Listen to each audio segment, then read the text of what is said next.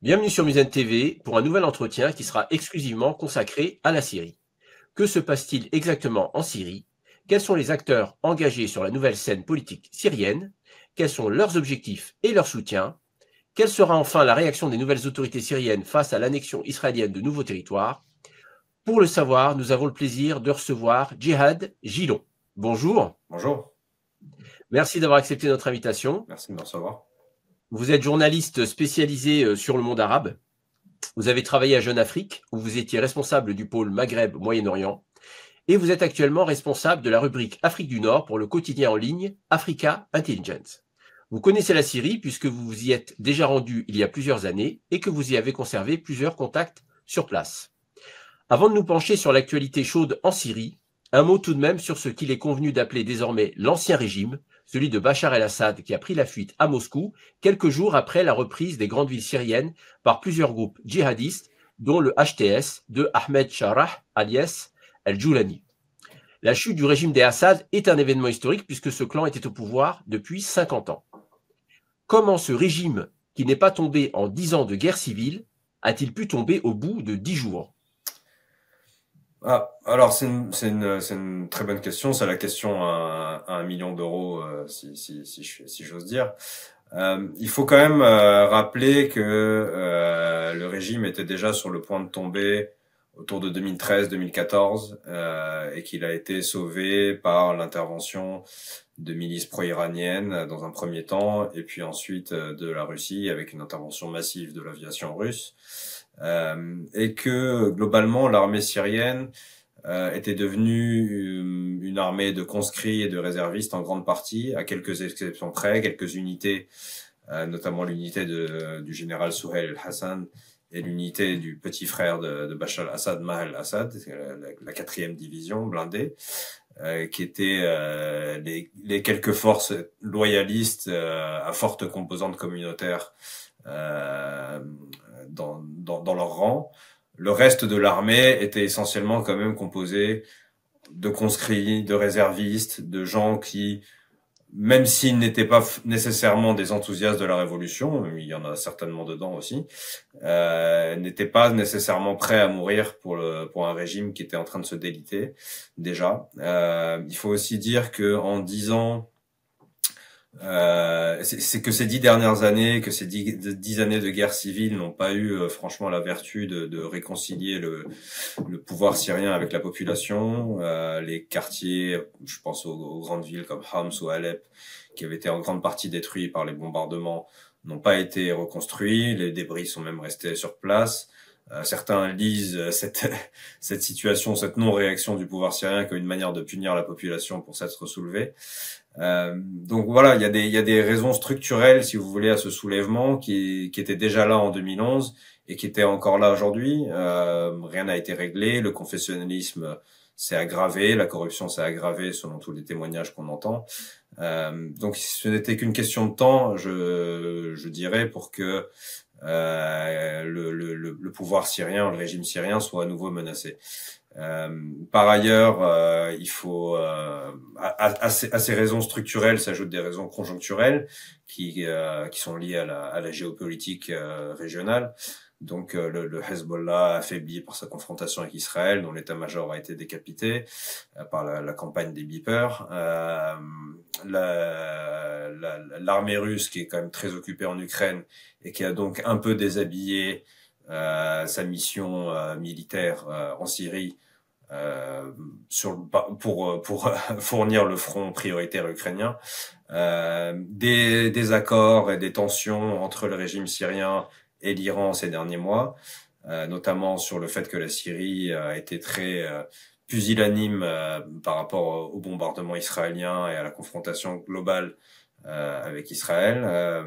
Il faut rappeler par exemple que Bachar al-Assad, signe fort, n'est pas allé aux funérailles du président iranien Ibrahim Raisi, quand par exemple le président tunisien lui y est allé.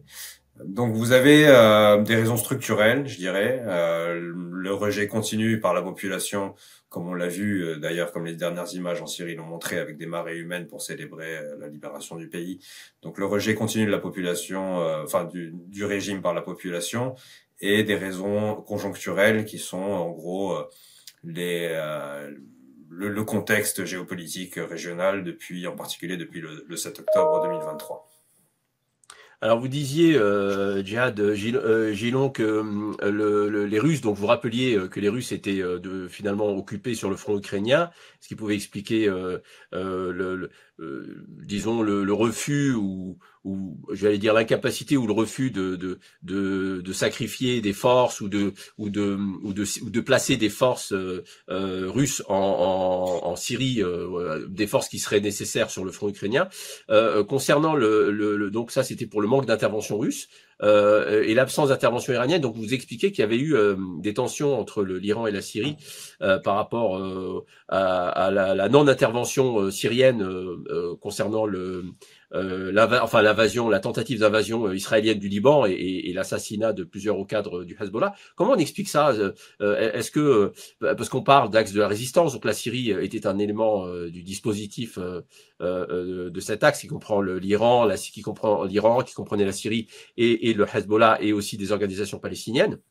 Comment on comprend ces tensions-là et ce manque d'intervention? Est-ce que c'est le fait que la Syrie n'avait plus les moyens d'intervenir ou est-ce que c'était un changement de volonté politique du régime syrien?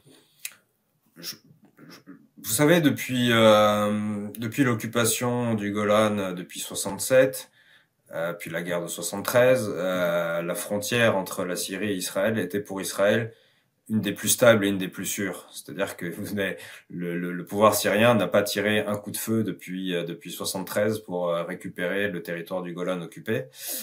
C'était donc Bachar al-Assad n'était pas une menace pour Israël en réalité. Et d'ailleurs, on voit juste après la chute du régime qu'Israël a bombardé des installations militaires importantes pour la Syrie, ce qui démontre bien qu'elle considère que le nouveau pouvoir à Damas est davantage une menace que le pouvoir de Bachar al-Assad.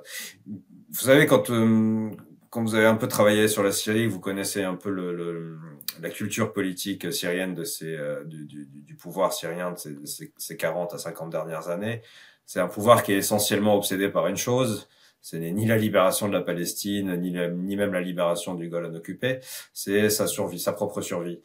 Et donc c'est un régime qui a su toujours manœuvrer pour garantir sa survie, sa reconnaissance sur le plan international. Par rapport à l'Iran, l'Iran avait pris beaucoup de place en Syrie depuis que Téhéran 4000 soldats iraniens ont quitté le territoire syrien et l'Iran avait investi 50 milliards de dollars, si je ne me trompe pas, par rapport à l'intervention en Syrie. Tout à fait. D'ailleurs, ils ont un peu le culot de réclamer cette somme maintenant aux nouvelles autorités de Damas. Je pense qu'ils attendront longtemps.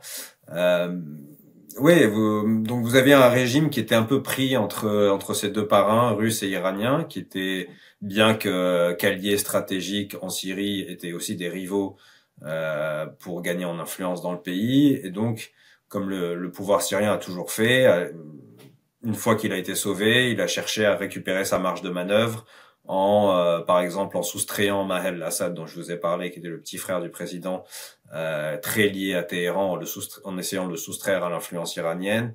Le tout avec également des choses assez floues qui se sont passées à Damas ces derniers mois, la mort très suspecte d'une conseillère en communication de Bachar al-Assad qui était très liée à la Russie.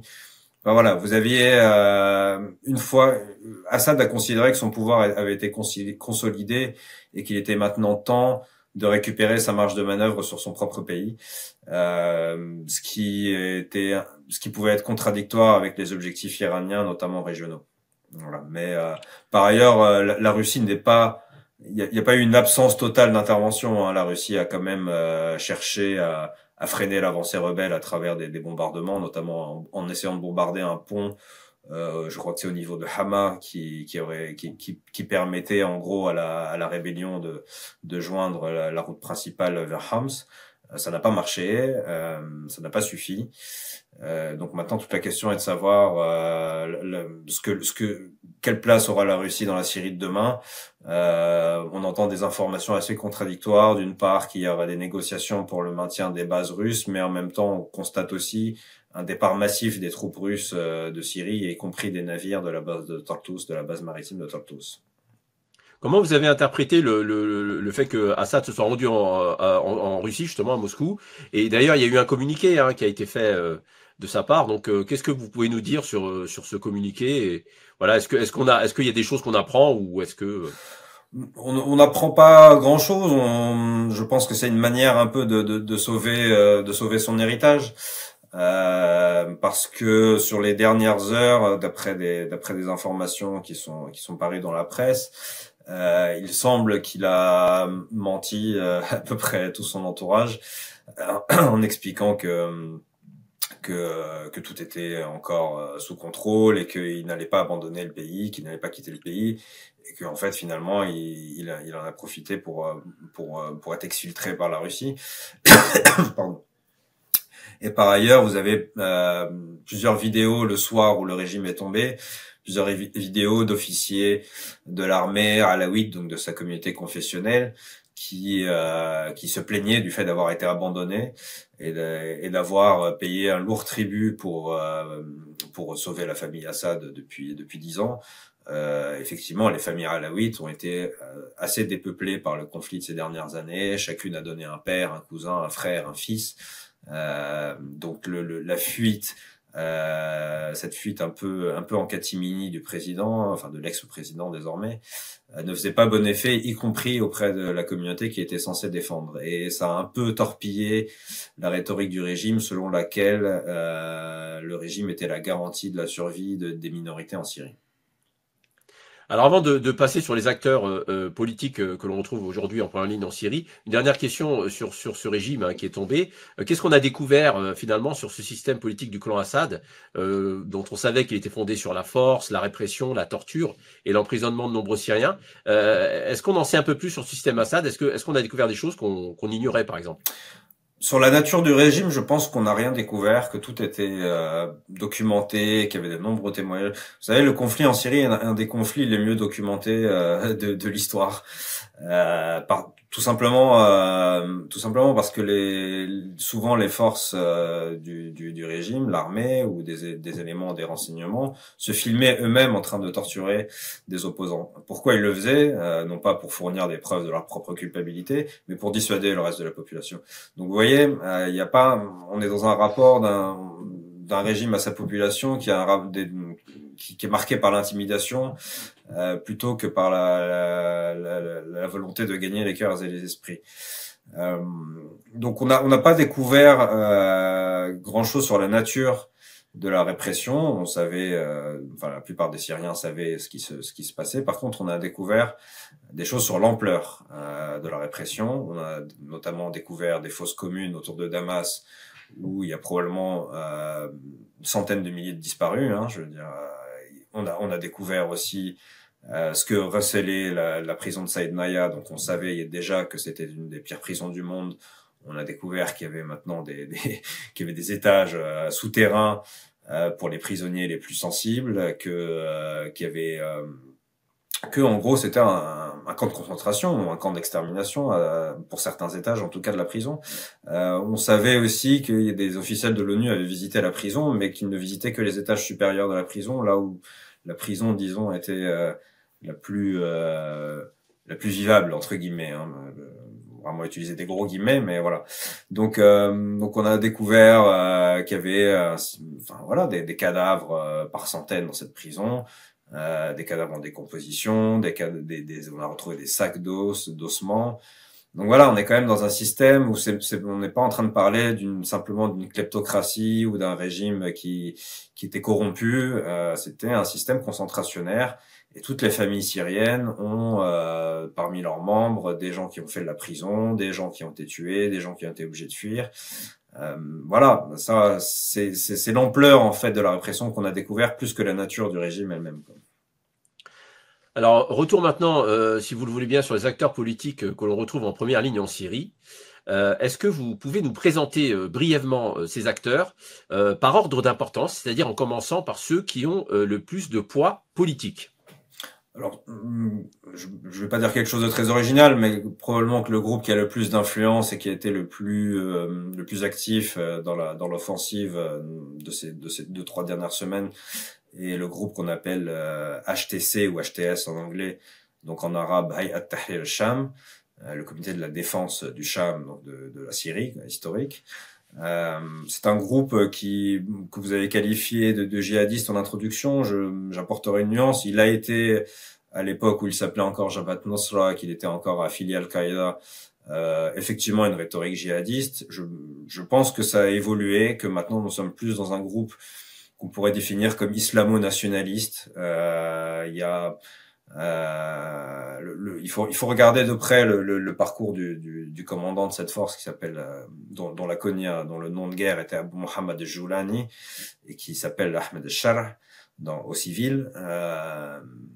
C'est quelqu'un qui a commencé sa carrière entre guillemets de djihadiste en Irak avec Zarqawi, qui a ensuite rencontré Abu Bakr al-Baghdadi, donc le futur calife autoproclamé de l'État islamique, lui-même aussi autoproclamé. Il l'a rencontré dans un camp de prisonniers d'Américains en Irak, et de là s'est construit une relation où Joulani, à partir des premiers troubles en Syrie, est allé créer une antenne d'Al-Qaïda en Syrie. Ce groupe est devenu tellement influent dès le début, dès 2012-2013, qu'il a fini par devenir même presque plus puissant que son parrain irakien et par envoyer Joulani, par exemple, on sait que Joulani envoyait de l'argent régulièrement à Abu Bakr al-Baghdadi, je ne sais pas si c'était déjà lui à l'époque, il me semble que oui, qui était à la tête d'Al-Qaïda en Irak. Et donc Abu Bakr al-Baghdadi a vu comme une menace l'influence croissante de celui qui était alors son lieutenant et a essayé de préempter ce groupe en disant Jabhat Nusra n'est autre que l'émanation d'Al-Qaïda en Irak, ce qu'a rejeté Joulani en s'affiliant d'abord à Al-Qaïda centrale Zawahiri à l'époque, et ensuite, je crois que c'est autour de 2016, en rompant même les relations avec Al-Qaïda et en rentrant dans une logique syrienne, strictement syrienne. Jabhat Nusra, par exemple, n'a jamais fait d'attentat en dehors de la Syrie, n'a jamais commis d'attentat en dehors de la Syrie et a toujours eu une logique syrienne. Et la composition même du groupe était beaucoup plus marquée par la syrianité de ses membres qu'un groupe comme Daesh, qui était vraiment une internationale djihadiste. Donc voilà, ça c'est pour HTS. Vous avez d'autres groupes issus de la rébellion du début de ce qu'on appelle toujours d'ailleurs Jaish al-Haq, donc l'armée syrienne libre, composée à la fois de civils qui ont pris les armes et de déserteurs de l'armée syrienne. Là-dedans, vous allez trouver des individus qui probablement sont proches de la pensée islamiste, mais le groupe en lui-même n'a pas d'identité islamiste, demeure dans une identité purement nationaliste. Vous avez un groupe comme Ahl al-Sham qui est assez influent aussi, bien qu'il a beaucoup perdu de sa force, qui était très présent notamment dans la Ghouta à l'époque, dans la banlieue de Damas. Lui qui est aussi, disons, une tendance disons islamo-nationaliste, et puis vous avez ensuite les groupes qui sont regroupés sous la bannière de ce qu'on appelle la SNA, donc la Syrian National Army, qui eux sont très proches de la Turquie, directement financés par la Turquie, entretenus par la Turquie, et qui sont beaucoup moins disciplinés aussi que HTS et que les autres groupes, et qui eux suivent un agenda plus directement turc. Voilà, donc vous avez ce groupe avec une idéologie pour certains néo-ottomanistes. Ensuite, vous avez ce qu'on appelle les SDF, donc les Syrian Democratic Forces, qui sont en fait un mouvement qui regroupe les mouvements kurdes proches du PKK, donc des YPG, l'antenne syrienne du PKK, et où les Américains ont placé quelques responsables tribaux arabes pour faire bonne mesure, parce que les Kurdes avaient beaucoup d'importance dans ce groupe-là. Voilà grosso modo ce qu'on peut dire sur les principaux groupes aujourd'hui présents en Syrie. Alors, est-ce que vous pouvez aussi ajouter quelques informations essentielles concernant à la fois le financement, c'est-à-dire qui finance, arme ou soutient politiquement ces différents acteurs politiques que vous avez cités, et aussi quels sont leurs objectifs politiques selon ce que l'on sait d'eux. Alors, vous avez cité le groupe qui était financé par la Turquie, mais voilà, HTS par exemple, et puis tous les acteurs que vous avez cités. Qu'est-ce qu'on sait sur leurs sources de financement, qui les arme et qui les soutient, et quels sont aussi leurs objectifs politiques en Syrie? Alors, sur le cas précis de HTS, je dirais que que les relations avec la Turquie existent depuis maintenant un moment, qu'elles n'ont pas toujours été fluides, contrairement à ce qu'on pense. HTS n'est pas un proxy turc, contrairement à ce qui peut être répété ici et là. La SNA dont je vous ai parlé tout à l'heure, on peut à peu près dire ça. C'est-à-dire dès le début de la contre-offensive, enfin de l'offensive sur Alep, l'offensive rebelle sur Alep, vous aviez des groupes de la SNA qui étaient plus dont la priorité était davantage de combattre des groupes kurdes que de combattre le régime. Donc là, l'affiliation est assez claire. Pour ce qui est de HTS, sur ses sources de financement, on a beaucoup parlé au départ de financement qui venait du Golfe. Ça a pu exister, effectivement, probablement. Ça a probablement continué, non pas des États du Golfe, mais de donateurs privés. Vous avez très certainement des hommes d'affaires syriens exilés qui ont participé. C'est assez flou, hein. On n'a pas encore d'informations très précises là-dessus. En tout cas, Ahmed Shara, le patron de HTS, lui insiste beaucoup sur le fait que la production d'armements, de drones notamment, a été purement syrienne. Et donc, il n'y a pas eu de soutien extérieur. C'est difficile à croire, mais il y a probablement du vrai là-dedans aussi. Il faut aussi dire que les rebelles ont récupéré pas mal d'armements du régime dans les entrepôts de l'armée. Donc voilà, tout ça est encore assez flou à ce stade-là. Il y aura une vraie enquête journalistique à faire sur le sujet. Mais je pense qu'il faut préciser quand même que HTS n'est pas la chose d'Ankara, n'obéit pas au doigt et à l'œil à Erdogan et à son propre agenda syrien. Et son agenda, c'est en gros de reconstruire l'État syrien en gagnant non seulement une légitimité internationale, mais aussi une légitimité auprès de la population.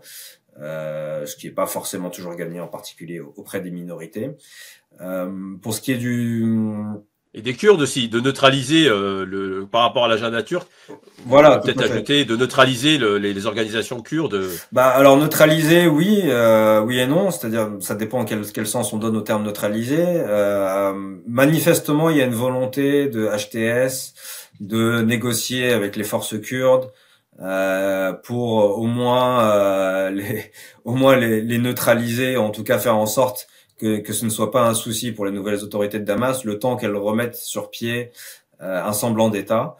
Donc ça peut aller à l'encontre de l'agenda turc directement.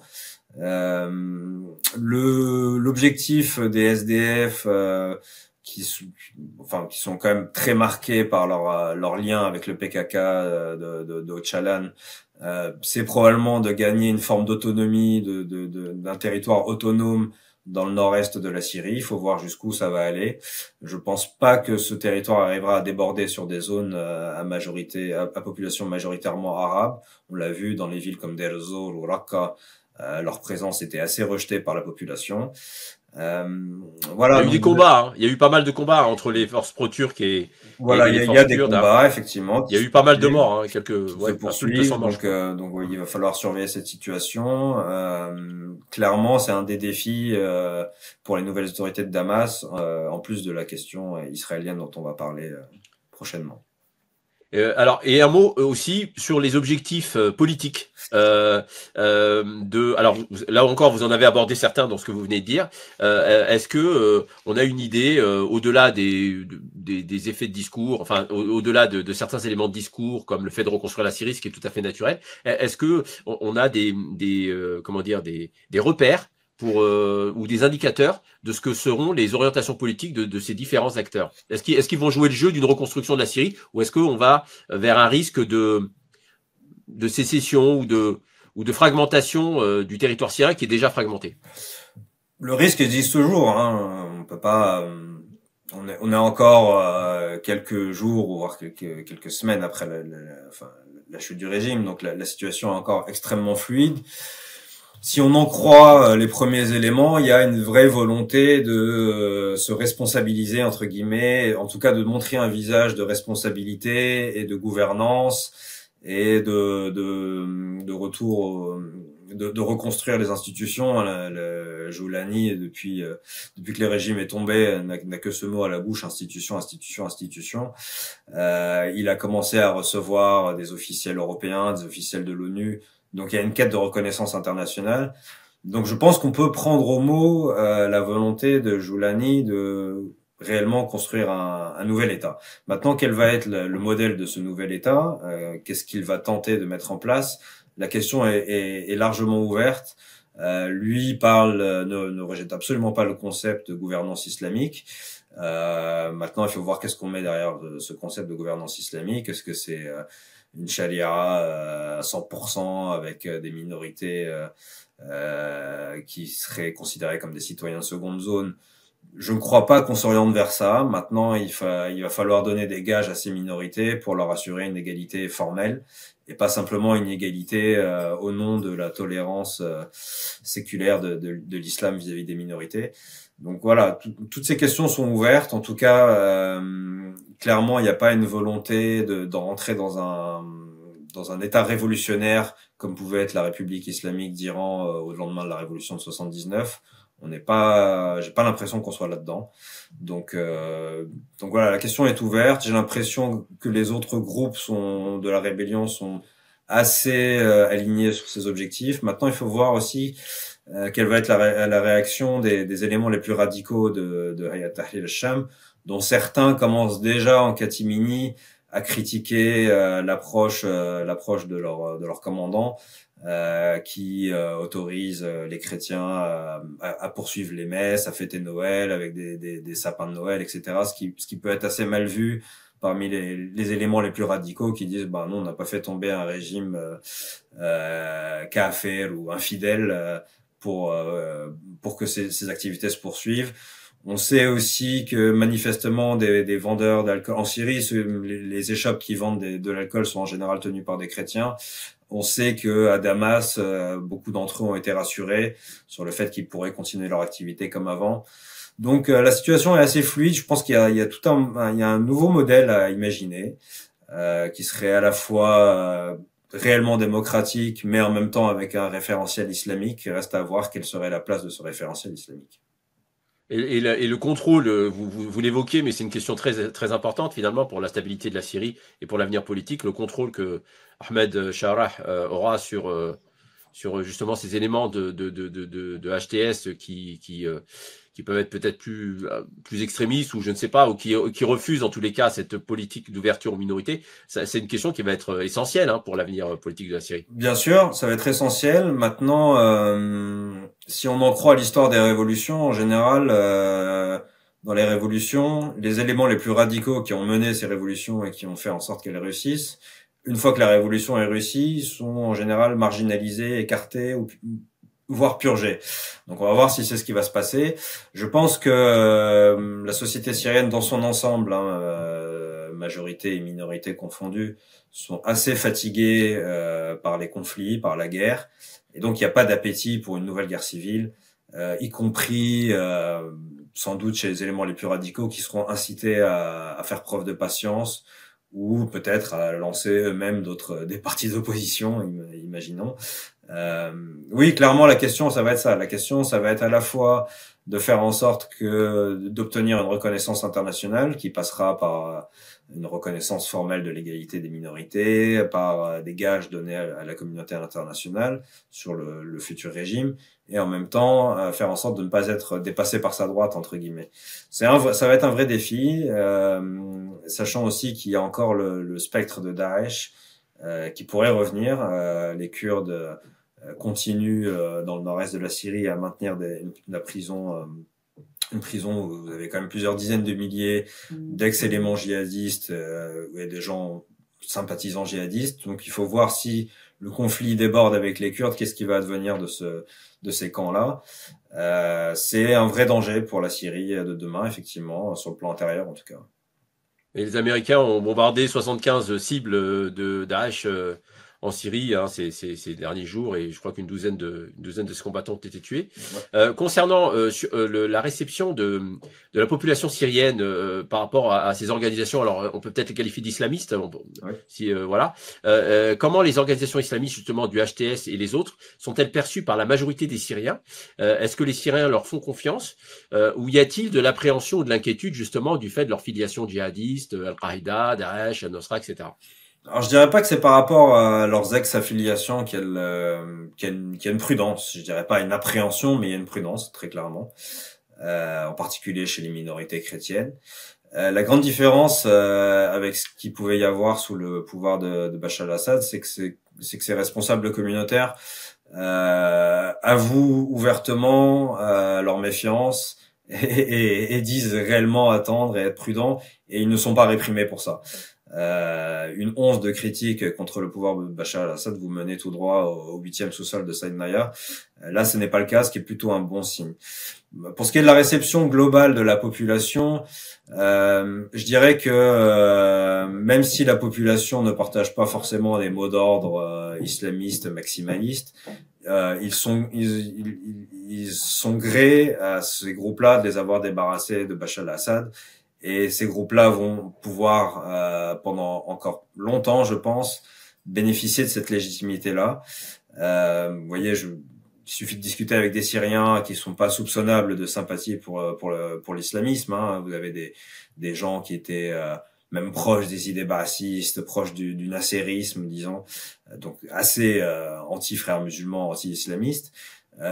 Qui était arrivé à un tel niveau d'exaspération par rapport à l'ancien régime, qui vous disait très clairement, même si c'est le Qaïda, nous on préfère ça au régime, c'est des gens moins criminels que le régime. Bon, d'autant plus que maintenant c'est plus le Qaïda. Donc vous avez quand même une réception plutôt enthousiaste. Maintenant, c'est pas un blanc-seing non plus donné à ces groupes-là. Il y a une vigilance très nette, notamment chez les éléments anti-régime qui sont plus, disons, sécularistes ou laïques, qui voudront un modèle républicain démocratique authentique. Il y a clairement une vigilance là-dessus. Il y a déjà eu lors de la première sortie du Premier ministre intérimaire, il avait donc le nouveau drapeau de la Syrie et le drapeau de la profession de foi islamique. Ça a soulevé pas mal de critiques. En gros, on lui disait très bien. On est tous musulmans, mais tu es le premier ministre de tous les Syriens, pas simplement des musulmans.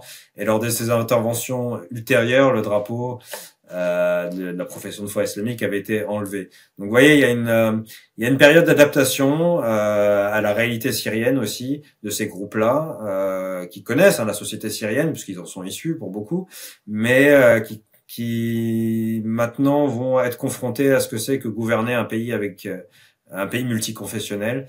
Et les premiers signaux montrent qu'il y a plutôt une volonté d'écoute plutôt qu'une volonté de domination et d'imposition. Maintenant, on est dans une forme de période de grâce, hein, un peu comme les 100 jours qui suivent l'élection d'un président en France. On est dans une période d'euphorie et de grâce. Donc pour le moment, il n'y a pas de tous ces débats-là qui existent sont encore un peu sous le boisseau. On est dans une période un peu Benetton, hein, où tout le monde s'aime, tout le monde se fait confiance. C'est très bien, mais ça ne va durer qu'un temps, et c'est là que les vrais problèmes vont commencer. Le pouvoir syrien avait construit une grande partie de sa légitimité sur la protection des minorités.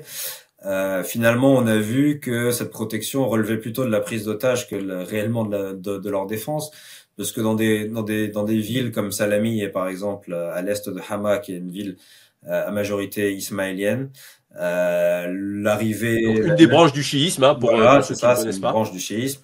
L'arrivée des rebelles a été célébrée. Les rebelles sont passés d'ailleurs et n'ont pas laissé de troupes à eux pour pas donner l'impression aux habitants de la ville qu'ils étaient dominés par des éléments étrangers.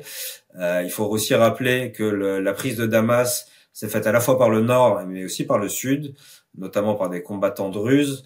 Donc vous voyez, la situation est beaucoup plus complexe que, disons, une majorité sunnite qui soutiendrait des mots d'ordre islamistes et des minorités qui étaient pro-régime et qui maintenant sont terrorisées par la chute du régime. Je ne crois pas du tout que ce soit ça. Cet état d'esprit peut exister chez certains, en particulier dans les communautés alaouites. Pour le moment, on n'a pas constaté d'exaction ni de volonté de revanche, à quelques exceptions près. Donc voilà, pour le moment, soyons prudents, encore une fois, mais pour le moment, les premiers signaux sont plutôt positifs du point de vue des relations avec les minorités. Alors à peine le nouveau régime commence-t-il à s'installer qu'Israël a bombardé des usines de fabrique d'armement, des laboratoires et a pris le contrôle de certaines parcelles du territoire syrien, à commencer par la zone tampon du Golan, côté syrien, et quelques autres petites localités. Est-ce que vous pouvez faire le point avec nous sur ces nouvelles agressions israéliennes en Syrie? Jusqu'où s'étendent les pertes? Alors en gros, Israël a pris le contrôle de la zone tampon sur laquelle les différents acteurs du conflit s'étaient mis d'accord en 74, donc juste après la guerre de 73, le conflit de 73, que les Israéliens appellent la guerre du Kippour. Euh, la situation là encore est très volatile. Il n'y a pas de volonté, en tout cas il n'y a pas de capacité des nouvelles autorités de Damas à contrer sur le plan militaire cette agression. Faut dire ce qui est, cette occupation. C'est aussi une stratégie assez classique israélienne. C'est-à-dire qu'on crée une zone tampon pour protéger une zone qu'on a colonisée. Le Golan est encore est une zone occupée, reconnue internationalement comme zone occupée, et donc en principe est une zone sous souveraineté syrienne, mais occupée depuis 67 par Israël.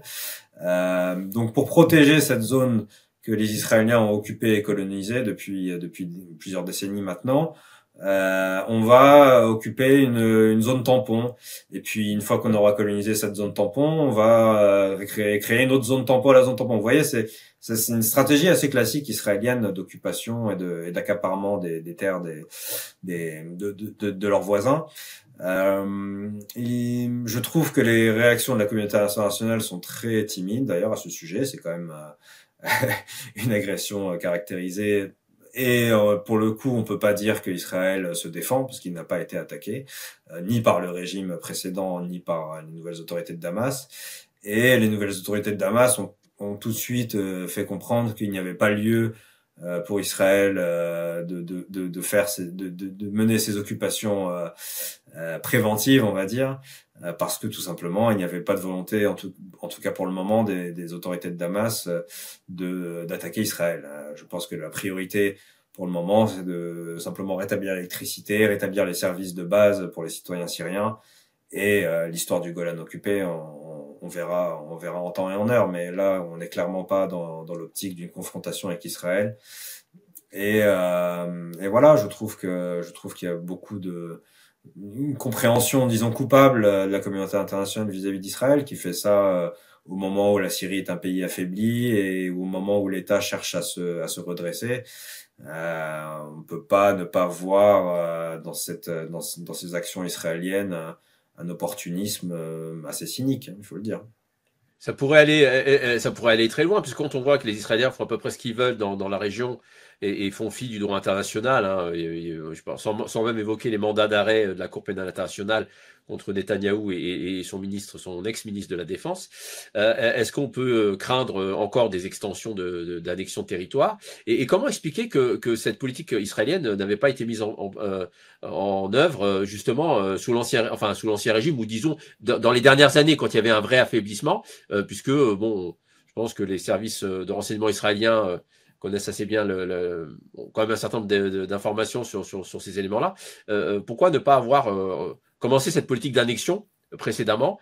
Est-ce que c'est parce qu'il y a vraiment un affaiblissement beaucoup plus prononcé de la Syrie aujourd'hui qu'elle pouvait l'être auparavant, c'est ça? Il y a différents éléments. D'abord, comme je l'ai dit un peu en préambule de l'entretien, Bachar al-Assad ne menaçait pas Israël et n'a jamais été une menace directe, peut-être une menace indirecte à travers l'armement du Hezbollah, ses liens avec l'Iran, les groupes iraniens, etc. On sait maintenant, on est en train d'exhumer des documents. On sait maintenant qu'il y avait une forme quand même d'entente entre le pouvoir syrien précédent et Israël pour essayer de mettre en place cette espèce de pacte de non-agression. Donc tout simplement, les nouvelles autorités israéliennes ne connaissent pas les nouvelles autorités, craignent que ce soit qu'ils développent une rhétorique révolutionnaire, anti-israélienne, etc., et que ces gens-là n'étant pas contrôlables, la frontière avec Israël n'est plus sécurisée. Je crois qu'il y a un peu de ça, mais il y a tout simplement une volonté de prendre des terres. Je veux dire, c'est le modus operandi d'Israël depuis quasiment sa création. Donc il y a pas de il n'y a pas forcément de mystère là-dessous, des raisons très géopolitiques à comprendre. Israël pouvait se contenter de bombarder des installations iraniennes en Syrie, des groupes iraniens, mais elle n'avait pas réellement de raison de s'attaquer directement à l'arsenal de Bachar al-Assad. D'autant plus que, encore une fois, je crois fermement que pour Israël, la chute de Bachar al-Assad n'est pas une bonne nouvelle parce que il considère que cette frontière qui était stable est devenue instable du fait de ces groupes qui sont incontrôlables. Je pense qu'Israël a aussi profité de cette fenêtre du fait que la Syrie n'est plus réellement représentée sur le plan diplomatique à l'international et donc peut difficilement se défendre même sur le plan diplomatique, ne parlons même pas du plan militaire. Donc voilà, c'est simplement une fenêtre d'opportunité qui s'était ouverte pour les Israéliens qu'ils ont prise. Voilà. Comment vous avez jugé la réaction de Ahmed Charah? Justement, on a vu quelques déclarations, il y avait eu un entretien à la télévision syrienne. On pouvait être peut-être un peu surpris sur le caractère modéré de la réaction par rapport justement à ces annexions de territoire, à ces bombardements, à ces destructions, ce qui représente finalement la première attaque que ce nouveau gouvernement en devenir, hein, il est en devenir, est à subir. Voilà, comment on peut comprendre cette relative modération? Il n'y a pas eu de franche condamnation verbale, je parle. Est-ce que c'est pour donner l'image de ne pas être un va-t-en-guerre par rapport justement à la nouvelle, aux opinions publiques internationales, ou est-ce que vous y voyez autre chose? Comment vous avez reçu vous cette Alors déjà oui, il y a ces déclarations. Bon, après il faut quand même dire qu'il y a une protestation très officielle au niveau de l'ONU. Hein. C'est-à-dire que l'ambassadeur syrien à l'ONU, qui c'est ironique, il y a encore 2 semaines travaillait pour le pouvoir syrien, maintenant fait des communiqués et se plaint auprès des instances onusiennes au nom des nouvelles autorités de Damas. Donc il y a pas eu aucune réaction non plus. Hein. Je veux dire, il y a une réaction diplomatique. Il y a une déclaration selon laquelle le nouveau pouvoir s'en tenait aux accords de 74 sur la zone tampon. Oui, il y a clairement une volonté. Alors il y a deux choses. Il y a d'abord la capacité du nouveau régime, du nouveau pouvoir en Syrie à se confronter avec Israël. Hein, clairement, je veux dire, on est dans un pays en ruine et dont l'armée a été encore plus ruinée par les bombardements israéliens. Donc il y a pas de, je veux dire, vous pouvez avoir des mots d'ordre maximalistes, mais si vous pouvez pas les assumer sur le terrain, ça sert pas à grand chose. Il y a pas de, si vous remarquez dans la nouvelle composition, dans la composition du ministre du gouvernement transitoire syrien, il n'y a pas de ministre des Affaires étrangères. Donc le message est clair. Le message est notre priorité pour le moment, c'est le front intérieur entre guillemets, c'est-à-dire faire en sorte que les Syriens retrouvent une vie quotidienne à peu près normale et donc d'abord de gagner une légitimité auprès de la population. Je pense que ce pari est en passe d'être réussi et sur le plan international montrer que finalement ces autorités sont raisonnables, responsables, qu'elles ne sont pas, comme vous l'avez dit, qu'elles ne vont pas se lancer dans une aventure militaire inconsidérée contre Israël, et qu'elles respectent les accords internationaux, qu'il y a une continuité de l'État. C'est très important pour les nouvelles autorités de démontrer ça. Et une fois que ce pouvoir aura une forme de reconnaissance internationale, nous verrons quelle sera sa politique vis-à-vis d'Israël. Mais je ne crois pas du tout qu'il y ait une acceptation au fond de la situation sur le terrain, et y compris de l'occupation du Golan. Je veux dire, c'est vrai que cette question du Golan a été très instrumentalisée par le régime précédent, mais je peux vous dire que pour l'immense majorité des Syriens, c'est une question de libération nationale et de souveraineté nationale sur laquelle ils ne transigeront pas.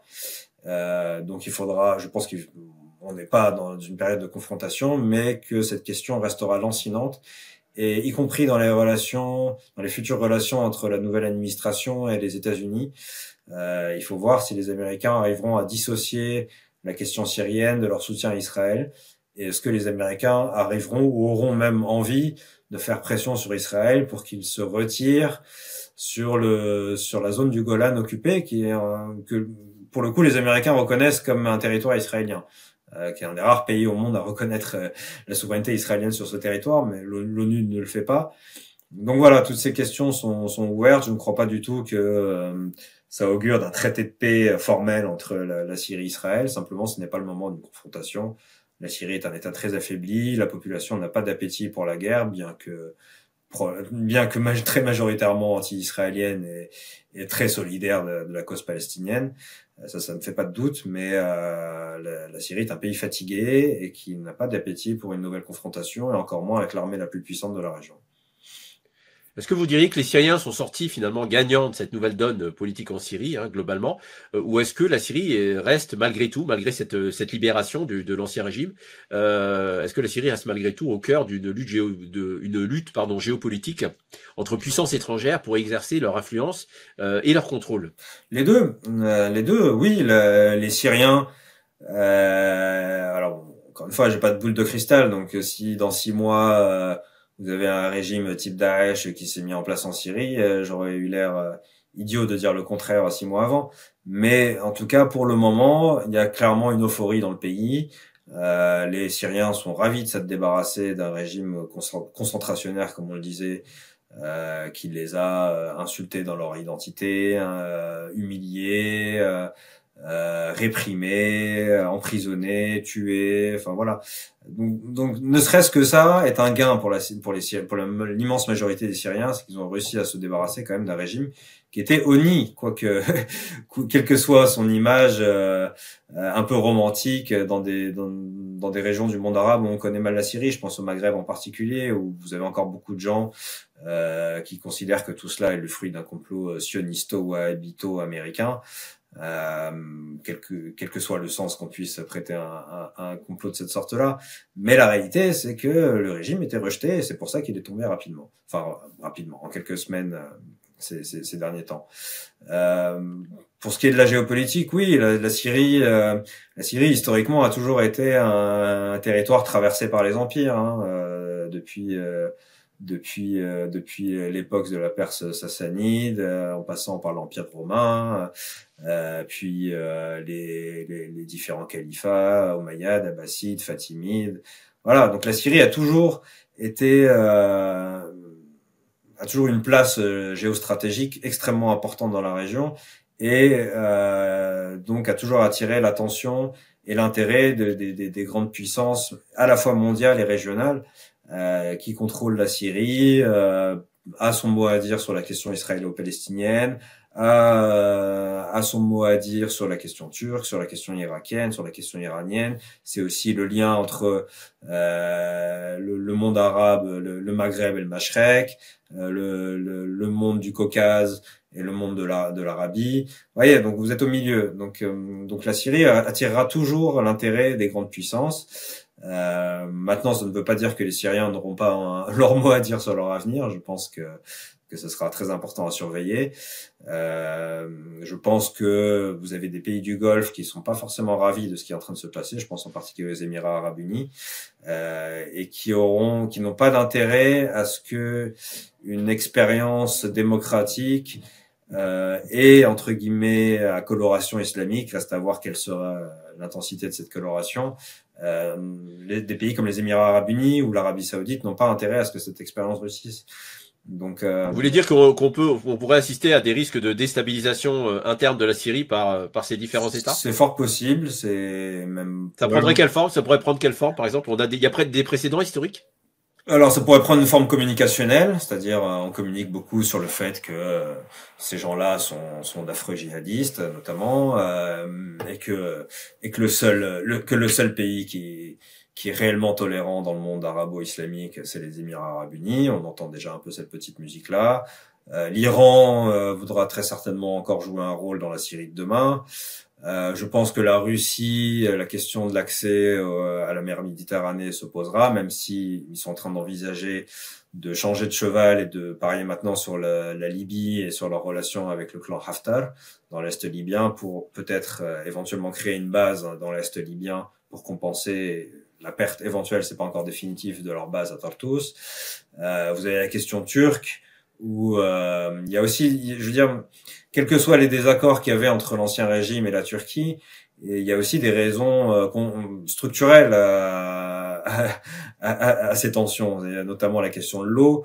La Turquie a construit des barrages en amont de nombreux cours d'eau qui arrivent en Syrie, et donc la question du stress hydrique en Syrie est quand même très liée à la Turquie. La Turquie va vouloir suivre son propre agenda en Syrie, son agenda anti-kurde notamment. Ce sera pas forcément à l'intérêt des nouvelles autorités de Damas de les laisser faire. Voilà, vous avez vous avez la question israélienne dont on vient de parler, évidemment, qui est brûlante. Donc oui, il y a énormément de défis extérieurs et intérieurs pour presque ce nouveau pays, j'ai envie de dire. Maintenant, ce qui peut être rassurant, c'est que on a quand même l'impression que les nouvelles autorités ont la tête froide et pèsent soigneusement leurs mots, pèsent soigneusement leurs interventions, et que donc on peut espérer une gouvernance assez intelligente pendant cette période qui est quand même extrêmement risquée. Les périodes de transition sont souvent source de beaucoup d'espoir, parce que tout est encore possible, mais c'est souvent là aussi que vont se décider les prochaines années. Enfin, c'est pendant ces quelques mois-là que vont se décider, qu'on va voir quelles vont être sous quelle forme la Syrie va se développer dans les prochaines années. Alors, ma dernière question, Djihad Gilon, va concerner les conséquences du changement de pouvoir, de ce changement de pouvoir en Syrie pour les organisations palestiniennes et libanaises. Quelles seront justement ces conséquences et de manière générale, quelles sont les conséquences pour l'intégrité territoriale de la Palestine et du Liban, puisque la Syrie, vous le rappeliez précédemment, la Syrie était une voie de passage pour les armes fournies au Hezbollah et peut-être même pour quelques organisations palestiniennes. Est-ce que ce changement de pouvoir va marquer la fin de ce rôle de la Syrie par rapport à ces organisations palestiniennes et libanaises, ou est-ce que l'actuelle autorité qui est en train de se constituer en Syrie pourrait justement poursuivre un soutien donc à ces organisations, alors notamment aux organisations palestiniennes, parce qu'il peut y avoir un différent idéologique avec le Hezbollah sur tout un tas de sujets d'ailleurs. Donc, quel regard vous portez, qu'est-ce que vous pouvez nous dire, pardon, sur les conséquences du changement de pouvoir en Syrie pour le Hezbollah et pour les organisations palestiniennes? Alors c'est très clair que les livraisons d'armes au Hezbollah vont cesser. Je pense qu'elles ont déjà cessé. En réalité, il y a un vrai passif avec le Hezbollah, même s'il y a déjà de premiers contacts qui ont été pris. Le Hezbollah, la réelle politique revient très rapidement. Et le Hezbollah a déjà pris contact avec des gens qu'ils ont combattus pendant 10 ans. Mais il y a un vrai passif avec le Hezbollah. Il y a une vraie haine et un vrai rejet du Hezbollah, y compris dans la population syrienne. Ce qui n'était pas le cas en 2006. En 2006, lors de la confrontation entre le Hezbollah et Israël, l'immense majorité de la population syrienne continuait à soutenir le Hezbollah, en fait, dans sa confrontation avec Israël. Ça a changé à partir du moment où on a perçu le Hezbollah non plus comme une force de défense arabe contre Israël, mais comme une force confessionnelle chiite, manipulée ou instrumentalisée purement par Téhéran. Donc ça, je pense que ça va être terminé. D'autant plus que, comme on l'a dit, le nouveau pouvoir est en quête de reconnaissance internationale. Donc poursuivre les livraisons d'armement au Hezbollah de ce point de vue-là ne serait pas extrêmement judicieux. Pour ce qui est des organisations palestiniennes, les liens avec le Hamas sont établis depuis longtemps. C'est à peu près la même idéologie. Le Hamas a, au tout début de la révolution en Syrie, soutenu sans ambiguïté la révolution. Ils ont même été obligés de fermer leur bureau à Damas. Puis après, le rapport de force s'inversant, ils ont renoué avec Damas, certes, mais fondamentalement, ce sont des gens qui ont la même idéologie, qui ont grandi avec les mêmes référentiels, et il y aura des liens, très certainement. Et je pense qu'il y a déjà des liens en réalité entre le Hamas et ces groupes-là. Maintenant, est-ce que ça ira plus loin qu'un soutien moral? Pour le moment, je ne pense pas. Encore une fois, la Syrie est en quête de reconnaissance internationale, donc ne va pas se lancer dans une stratégie tout de suite de confrontation avec Israël, même indirecte. Voilà, donc les organisations, les quelques groupes palestiniens, de réfugiés palestiniens en Syrie qui étaient armés, ont dû désarmer, ce qui est une chose importante pour la stabilité de l'État. Je pense que c'est important aussi à noter.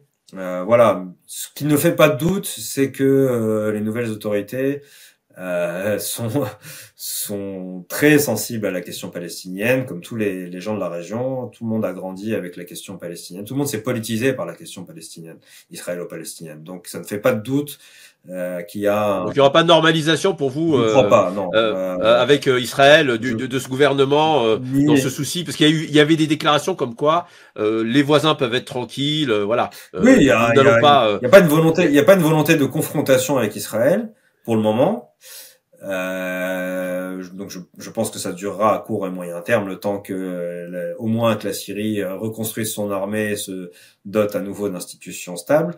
Il y a pas de place pour une confrontation armée avec Israël. Il y aura très certainement un conflit diplomatique, qui a déjà lieu d'ailleurs, mais il y aura pas de confrontation armée avec Israël à court ou moyen terme.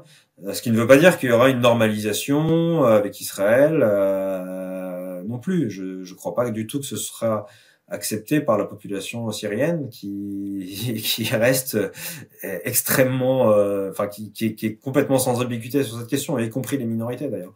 Donc, contrairement au Liban, vous avez quand même une partie des Maronites qui, par rejet des réfugiés palestiniens du Hezbollah, est dans une attitude quasiment de soutien à Israël. Vous n'avez pas ce phénomène-là en Syrie. Je ne crois pas que vous l'aurez à moyen terme. Et si ça arrive, je pense que vous aurez réellement des protestations importantes. Donc je ne crois pas du tout à une normalisation à moyen ou même à long terme. Bon, après, voilà. Comme a dit un grand philosophe, à long terme, on sera tous morts, donc on sait pas. Mais en tout cas, à court, moyen terme, je ne crois pas du tout qu'il y aura un traité de paix formel entre Israël et la Syrie. Il y aura très certainement peut-être des accords conjoncturels sur éventuellement le retrait des Israéliens de la zone tampon, et ça n'ira pas beaucoup plus loin pour l'heure. Merci beaucoup, Djihad Gilon, pour cet éclairage que vous nous avez fourni de la situation en Syrie, des différents acteurs et de ce qu'on peut attendre dans un avenir proche.